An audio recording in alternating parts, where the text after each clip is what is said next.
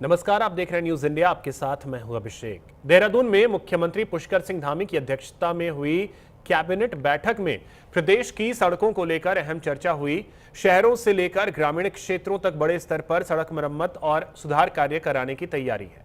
मुख्यमंत्री ने मानसून खत्म होते ही युद्ध स्तर पर काम शुरू करने के निर्देश दिए हैं। साथ ही पीएमजीएसवाई की पुरानी सड़कों की मरम्मत के लिए जरूरी बजट उपलब्ध कराने पर भी चर्चा हुई है।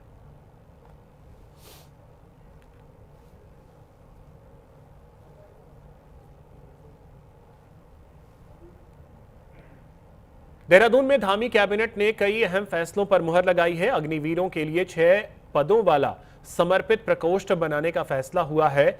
वहीं उपनल कर्मचारियों को 3 चरणों में समान काम समान वेतन का लाभ देने पर सहमति बनी है। सहकारिता नीति 2026 को मंजूरी के साथ स्वास्थ्य, परिवहन और सड़क सुधार से जुड़े प्रस्ताव भी पास किए गए हैं।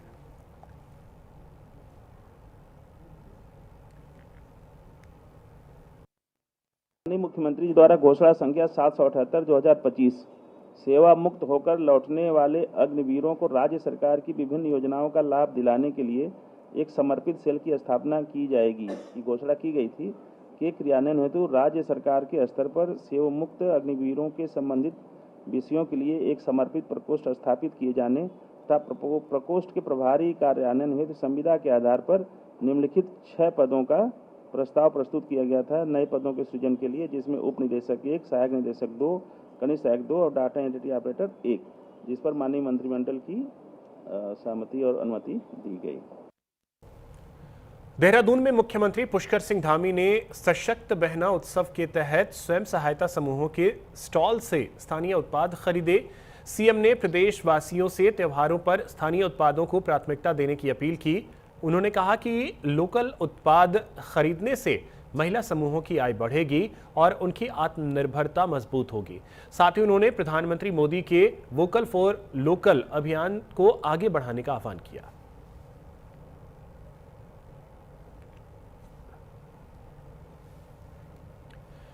आगामी चुनावों को देखते हुए उत्तराखंड कांग्रेस ने संगठनात्मक और राजनीतिक कार्यक्रमों की तैयारियां तेज कर दी हैं। प्रदेश महामंत्री राजेंद्र भंडारी के मुताबिक एसआईआर अभियान का तीसरा चरण अगले 10 दिनों में पूरा होने की उम्मीद है।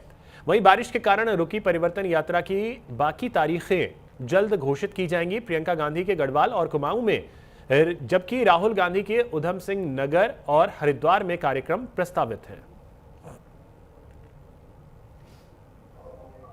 निश्चित तौर पे इस सप्ताह के अंत तक और अगले 10 दिन में जो है एसआईआर प्रक्रिया पूर्ण हो जाएगी। उसके बाद हमारी जो परिवर्तन यात्राएं जो रह गई हैं बाकी वाली, वो भी उनका भी जो है डेट जल्दी निकालने वाले हैं। और उसके अलावा 2 वरिष्ठ नेताओं के जो है कार्यक्रम डिजाइन किए जा रहे हैं, प्रियंका गांधी जी का और राहुल गांधी जी का। प्रस्तावित कार्यक्रम है, प्रियंका गांधी जी को हम जो है पहाड़ की 2 जगहों पे, गढ़वाल और कुमाऊं के 2 स्थानों पे उनका भी स्थान तय नहीं हुआ, लेकिन 2 स्थानों पे उनका बड़ा कार्यक्रम होने वाला है। और राहुल गांधी जी के उधम सिंह नगर और हरिद्वार आने का प्रस्तावित कार्यक्रम है, फाइनल नहीं है लेकिन प्रस्तावित है। और संभवतः 15 सितंबर के बाद कभी भी जो है कार्यक्रमों की डेट फिक्स हो सकती है। इंटरनल तौर पर जो हम कार्यक्रमों की तैयारी कर रहे हैं।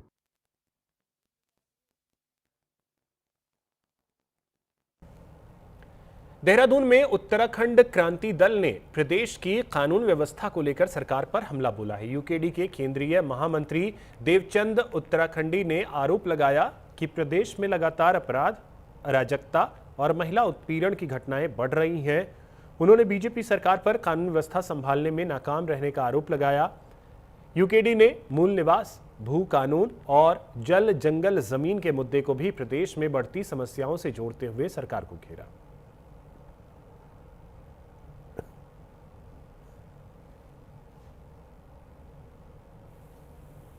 देखिए, उत्तराखंड क्रांति दल का शुरू से मानना रहा है, बल्कि जो राज्य अवधारणा पर जो राज्य की मांग की गई थी वो इसलिए किया गया था कि इन शांत वादियों में न कोई हस्तक्षेप हो, न कोई गुंडागिर्दी हो, न कोई ऐसे महिला उत्पीड़न हो, न कोई अराजकता हो। लेकिन इसके विपरीत जो 2000 में जो इंटिम सरकार बनी है और उस सरकार में जो पहला मुख्यमंत्री हरियाणा का, या यूं कहें कि वर्तमान जो बीजेपी की सरकार का है, तो वहीं से ये अराजकता, भ्रष्टाचार, अत्याचार और ये जिस प्रकार से ये अशांति उत्तराखंड में फैली है, इसका मूल कारण यही है। और दूसरी तरफ जहां उत्तराखंड में मूल निवास भू कानून और जल जंगल जमीन की छीनने की कार्रवाई भी यहीं से हुई है। आगामी चुनाव से पहले उत्तराखंड क्रांति दल ने युवाओं को पार्टी से जोड़ने का दावा किया है। प्रदेश के कई जिलों से आए बड़ी संख्या में युवाओं ने यूकेडी की सदस्यता ली। केंद्रीय अध्यक्ष सुरेंद्र कुकरेती ने कहा कि युवाओं का पार्टी के प्रति रुझान लगातार बढ़ रहा है। उन्होंने कहा कि युवा राज्य के हित और भविष्य को बचाने के उद्देश्य से यूकेडी से जुड़ रहे हैं। हर पल, हर घड़ी, हर दिन लगातार युवा जो है उत्तराखंड क्रांति दल के साथ जुड़ रहा है। युवा शक्ति वहां विजय निश्चित है, ये मान के चलिए। जो ये राज्य का निर्माण किया हमने अपने लिए नहीं किया। ये जो हमारा भविष्य बैठा हुआ है, इनके भविष्य को सुरक्षित करने के लिए हमने पृथक राज्य की लड़ाई लड़ी थी और राज्य लिया। हमने राज्य बनाया और ये जो भविष्य बैठा हुआ है, ये इस राज्य को सुधारेंगे। ये लग रहा है हम जिस तरह से युवाओं का रुझान उत्तराखंड क्रांति दल के प्रति हो रहा है, ये शुभ संकेत है इस राज्य के लिए भी और उत्तराखंड क्रांति दल के लिए। देहरादून में चीनी के बढ़ते दामों को लेकर सियासत गर्मा गई है। कांग्रेस के वरिष्ठ उपाध्यक्ष सूर्यकांत धस्माना ने केंद्र की एथेनॉल नीति पर सवाल उठाते हुए आरोप लगाया कि चीनी की कीमतें बढ़ रही हैं। वहीं बीजेपी प्रवक्ता नवीन ठाकुर ने कांग्रेस के आरोपों को खारिज करते हुए कहा कि विपक्ष भ्रम फैला रहा है। बीजेपी ने कीमतों पर नियंत्रण के लिए स्टॉक लिमिट घटाने और चीनी आयात की व्यवस्था का दावा किया है। सांप्रदायिकता का जहर घोल करके वातावरण को कड़वा करने वाली मोदी सरकार ने अब लोगों की, गरीबों की प्याली से, चाय की प्याली से मिठास भी छीन ली है। कैसे रक्षाबंधन में बहनें बांधने जाएंगी तो मुंह कैसे मीठा करवाएंगी? हमारे तमाम घरों में जो मिठाइयां बनती हैं, सिवैयां बनती हैं, कैसे माताएं बहनें अपने भाइयों को सिवैयां खिलाएंगी? पूरे देश में हाहाकार है और ये एथेनॉल नीति के कारण है। देश में एक तरफ E20 पेट्रोल, जो मिलावट वाला पेट्रोल है, वो बेच करके लोगों की गाड़ियां खराब की जा रही हैं, उनके इंजन खराब किए जा रहे हैं। दूसरी तरफ गन्ने से ही चीनी बनती है और गन्ना जा रहा है एथेनॉल के लिए। गन्ना शुगर फैक्ट्रीज को मिल नहीं रहा, इसलिए चीनी की कीमतें बढ़ रही हैं। अभी तो 70 रुपए पहुंची है, 100 रुपए तक पहुंचेगी। चीनी के रेट को लेकर विपक्ष हमले कर रहा है और विपक्ष को अपने गिरेबान में झांकना चाहिए। उनके शासनकाल में गन्ने का क्या रेट था? हमने गन्ने का समर्थन मूल्य बढ़ाया, तो एक कारण थोड़ा रेट बढ़ने का वो भी है। दूसरा, अभी जो है फसल का समय नहीं है गन्ने का, चीनी की मिलें बंद हैं। अक्टूबर तक जो है चीनी की मिलें शुरू होंगी और तब जो है निश्चित तौर पर रेट कम होगा। तीसरा, त्योहारी सीजन भी है, त्योहारी मांग है, लगातार जो है त्योहार है, रक्षाबंधन का त्योहार है, आगे जो है दिवाली भी आ रही है और पहले से जो है व्यापारी तैयारी करते हैं।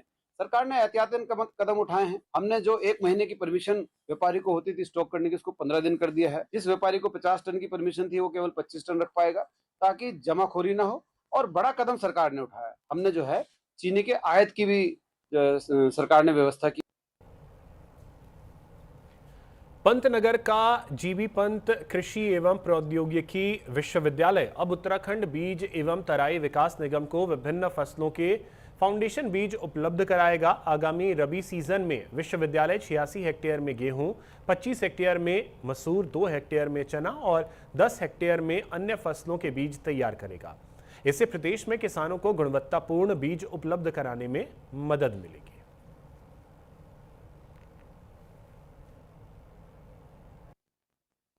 एक बड़ी उपलब्धि रही कि इस बार उत्तराखंड बीज एवं तराई विकास निगम की इस बार की बोर्ड की बैठक हुई, जिसमें सबने मिलकर यह निर्णय किया, राज्य सरकार से कृषि सचिव और बाकी सभी अधिकारियों के मध्य के, जो तराई विकास निगम TDC जितना बीज अगले वर्ष के लिए बीज का टारगेट जो उन्होंने लिया है, उसमें से एक बड़ा अंश विश्वविद्यालय की भूमि पर उत्पन्न किया जाए।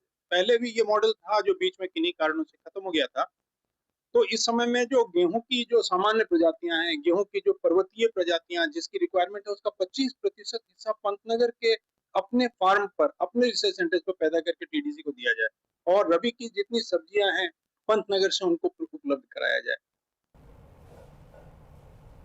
देहरादून के सहसपुर में ग्रामीण महिलाओं के लिए रोजगार के नए रास्ते खुलने जा रहे हैं। जिला प्रशासन ने लंबे समय से बंद सिलाई यूनिट को आधुनिक कॉमन फैसिलिटी सेंटर के रूप में तैयार किया है। केंद्र में 25 से 30 आधुनिक सिलाई मशीनें लगाई गई हैं। स्वयं सहायता समूह की महिलाएं यहां सिलाई प्रशिक्षण के साथ जूट बैग, स्कूल ड्रेस और अन्य उत्पाद तैयार करेंगे। प्रशासन निजी कंपनियों से ऑर्डर दिलाने की तैयारी में है।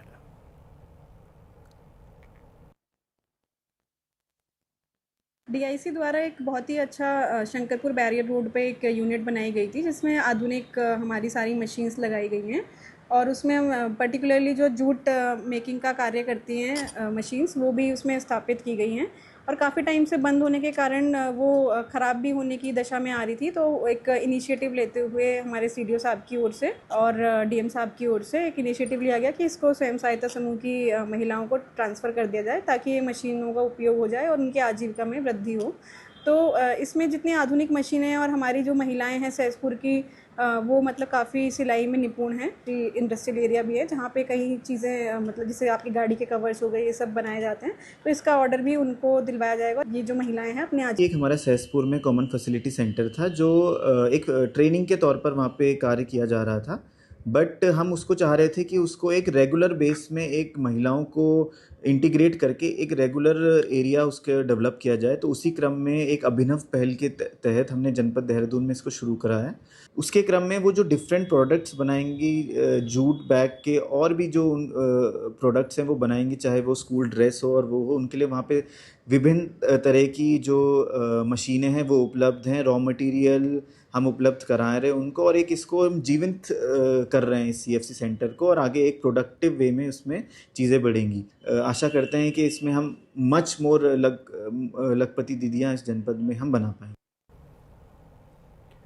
चंपावत के बनबसा से खेल जगत के लिए अच्छी खबर है। युवा कराटे खिलाड़ी प्रिंस खोलिया का एशियन कराटे चैंपियनशिप 2026 के लिए भारतीय टीम में चयन हुआ है।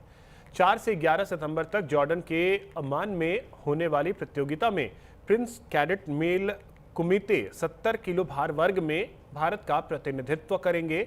उनके चयन से परिवार और खेल प्रेमियों में खुशी की लहर है। मेरा चयन 24वीं अंतर्राष्ट्रीय एशियन कराटे चैंपियनशिप 2026 के लिए भारतीय टीम में हुआ है। मेरी इस उपलब्धि पर मैं बहुत खुश और गौरवान्वित महसूस कर रहा हूँ। मुझे अंतर्राष्ट्रीय स्तर पर भारत का प्रतिनिधित्व करने का अवसर मिल रहा है। मेरी इस उपलब्धि पर मेरे कोच विजय रावत सर और मेरे माता पिता और सभी शुभचिंतकों का मैं दिल से धन्यवाद करना चाहता हूँ।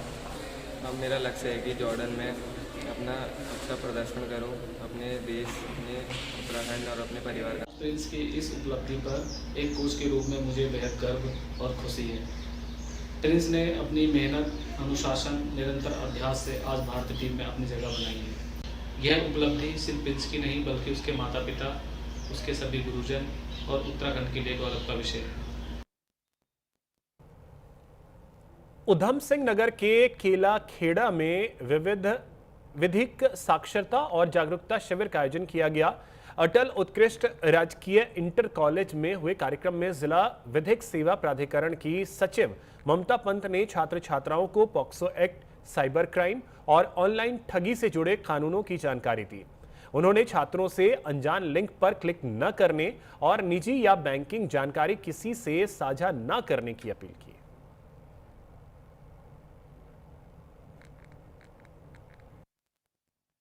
जो हमने आजकल देखा है पॉक्सो के क्राइम और साइबर के ज़्यादा क्राइम बढ़ रहे हैं, तो हमने सोचा बच्चों को पॉक्सो के कानून के संबंध में और साइबर सिक्योरिटी की वो कैसे बचाव कर सकते हैं, उसके संबंध में हमने सारे बच्चों को आज कानूनी जानकारी दी ताकि वो लोग जागरूक हो और कोई भी आगे अगर साइबर फ्रॉड हो तो उसके लिए थोड़ा सा सावधानी बरतें। 1930 चाइल्ड लाइन में इस संबंध में पॉक्सो के संबंध में कोई भी कानून, हमने देखा है कि कई बार बच्चे आगे बढ़कर नहीं आते हैं।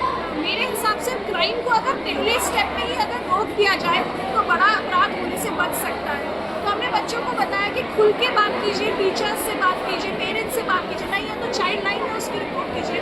वी हैव नालसा हेल्पलाइन 19500, उसमें उसकी रिपोर्टिंग है। उधम सिंह नगर के जसपुर में एक घर की पशुशाला में करीब 8 फीट लंबा अजगर घुसने से हड़कंप मच गया। संसियोवाला गांव में अजगर को देखकर परिवार के लोगों ने तुरंत स्नेक रेस्क्यू टीम को सूचना दी। मौके पर पहुंचे रेस्क्यू टीम ने काफ़ी मशक्कत के बाद अजगर को सुरक्षित पकड़ लिया और वन विभाग को सुपुर्द कर दिया। वहीं अजगर के रेस्क्यू का वीडियो सोशल मीडिया पर वायरल हो रहा है।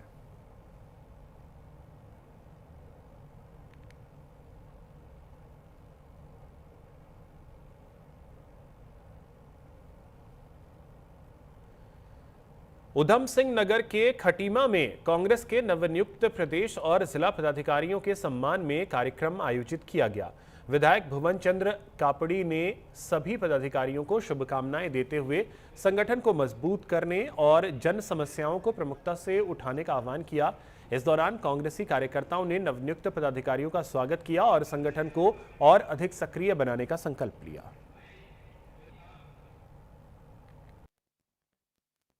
और मैं अपने बड़े भाई विधायक हमारे भुवन चंद्र कापड़ी जी का भी बहुत बहुत धन्यवाद करना चाहता हूँ। उन्होंने जो मुझे जिम्मेदारी सौंपी है और जो उन्होंने मुझे बताया समझाया है, मैं वो अक्षर साफ पालन करूंगा। और आपको विश्वास दिलाता हूँ, खटीमा की जनता को, नानामता की जनता को विश्वास दिलाता हूँ कि खटीमा और नानामता दोनों विधानसभा मजबूत करने का कार्य करूंगा। और जो ये भ्रष्ट सरकार है भारतीय जनता पार्टी की, जो महिला विरोधी सरकार है और किसान विरोधी सरकार है और हमारे छात्र विरोधी सरकार है, इसको हम उखाड़ने का काम करेंगे।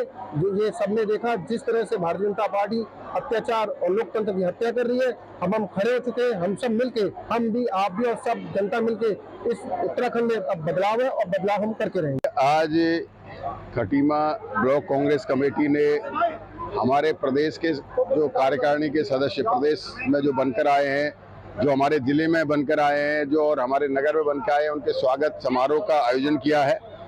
और निश्चित रूप से जिन लोगों को स्थान मिला है वो बहुत मजबूत लोग हैं, जुझारू लोग हैं और संगठन को मजबूत करेंगे। आने वाले 2027 में ये अपनी महत्वपूर्ण भूमिका निभाएंगे और कांग्रेस पार्टी को जो है खटीमा नानकमता जिताने में अपना महत्वपूर्ण योगदान देंगे।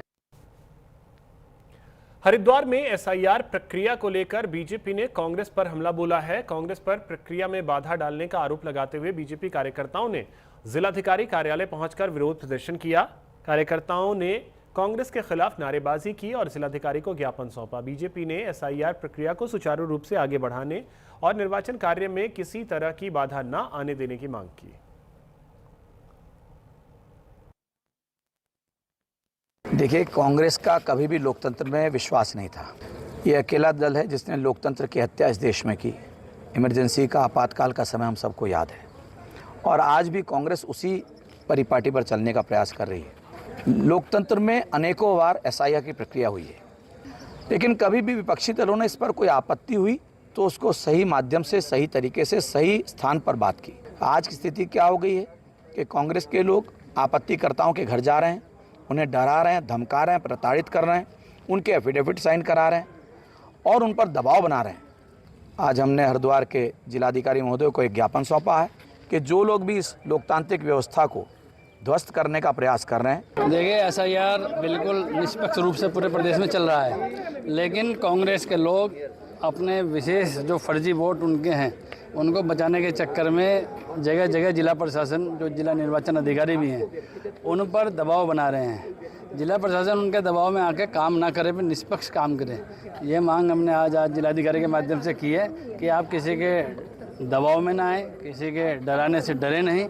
आप निष्पक्ष होकर, निर्भीक होकर जो प्रदेश निर्वाचन अधिकारी के और चुनाव जो एक प्रक्रिया है उसमें जो नियम है उनके तहत कार्रवाई करें। किसी का भी पक्ष लेने की आवश्यकता नहीं है, किसी के दबाव में आने की जरूरत नहीं है। हरिद्वार के कनखल में कुंभ मेले के काम के लिए अतिक्रमण चिन्हित करने पहुंची पीडब्ल्यूडी टीम के साथ मारपीट का आरोप लगा है। इंदिरा बस्ती में चिन्हीकरण के दौरान विवाद बढ़ा और कर्मचारियों के साथ धक्का मुक्की की गई। पीडब्ल्यूडी के मुताबिक पत्थर और ईंटों से भी हमला किया गया, जिसमें 4 कर्मचारी घायल हुए हैं। सरकारी दस्तावेज छीनने का भी आरोप है। घटना का वीडियो वायरल होने के बाद पुलिस जांच में जुट गई है।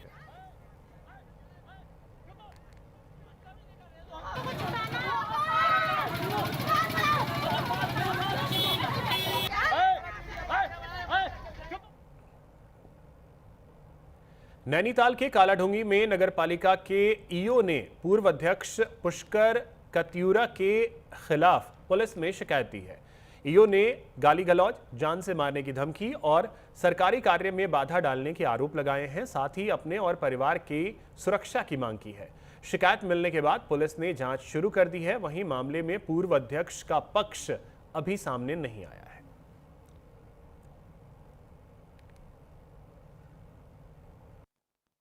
इस संबंध में बताना चाहता हूं कि पूर्व नगर पालिका अध्यक्ष श्री पुष्कर कत्यूरा जी के द्वारा जो है 15 अगस्त को राष्ट्रीय पर्व के दिन जो है झंडारोहण से दो मिनट पूर्व ही जो है समस्त स्टाफ के सामने, आम जनता के सामने, नगर के संभ्रांत नागरिक जो थे उनके समक्ष जो है मुझे गाली गलौज अभद्र भाषा का प्रयोग किया गया। इसके बाद जो है कार्यालय में आकर जो है तोड़फोड़ एवं अशब्द भाषा का प्रयोग किया गया। इसके पश्चात जो है 2 दिन के पश्चात जो है मतलब ऑफिस में बहुत ज़्यादा माहौल खराब रहा एवं स्टाफ कर्मियों के साथ, महिला कर्मचारियों के साथ, महिला सभासदों के समक्ष जो है गाली गलौज, उल्टी सीधी भाषा का प्रयोग लगातार जारी था। इसी क्रम में कल भी उनके द्वारा जो है मेरे लिए जो है अशोभनीय एवं अभद्र भाषा का प्रयोग किया गया। यही मतलब इसी संबंध में मैं तहरीर देने के लिए थाने में आया।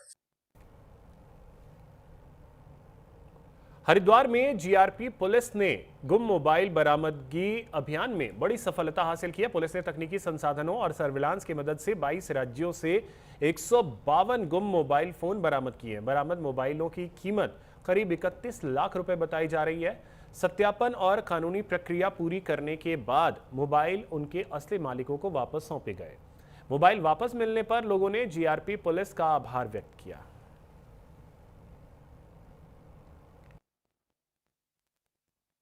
हमारा फ़ोन पिछले साल जब खो गया था तो हमारे फ़ोन को रक्षाबंधन के दिन ही हमारे साला जी ने मेरी वाइफ को दिया था गिफ्ट। आज हमें खुशी हुई कि पुलिस ने ऐसा कार्य करके दिया है जो भावात्मक रूप से हमसे जुड़ा हुआ काम था। वैसे गुमशुदगी का एक छोटा अपराध होता है, इसमें पुलिस की तत्परता मैंने राजस्थान में कभी देखी नहीं।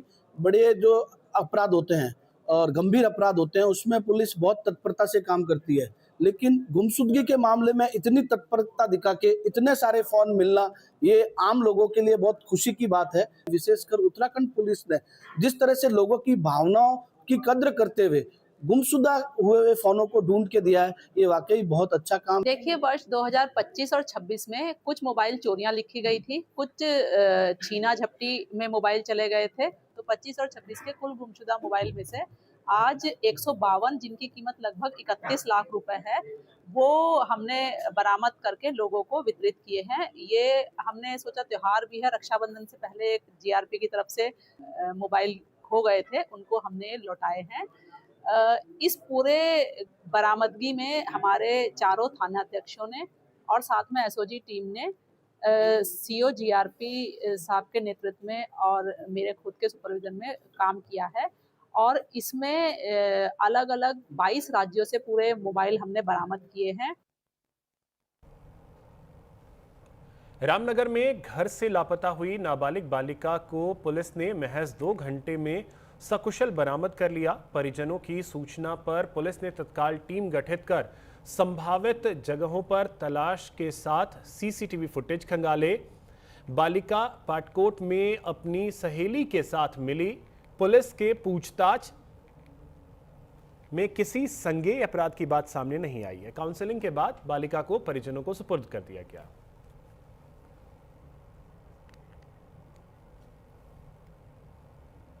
फिलहाल इतना ही। नमस्कार।